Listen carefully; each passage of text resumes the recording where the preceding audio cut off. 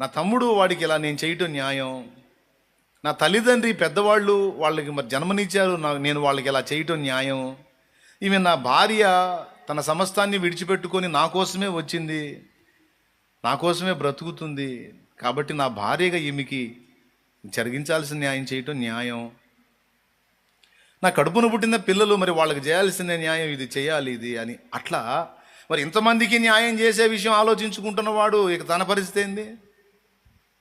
అంటే తను ఎలాగున్నా సరే తన నుండి ఎదుటి వాళ్ళకి జరగవలసిన న్యాయం విషయంలో ఆలోచించే వాడిని ప్రత్యేకంగానే దృష్టిస్తాడు దేవుడు. కొంతమంది పట్టించుకోరు. అబ్బో అందరికి న్యాయాలు చేసుకుంటే మాకు జరిగింది పెద్ద అన్యాయం, పని చూసుకో పోండ్రి అంటారు. స్తోత్రం. అవునా? అందరి న్యాయాలు చూస్తే మాకు జరిగిద్ది పెద్ద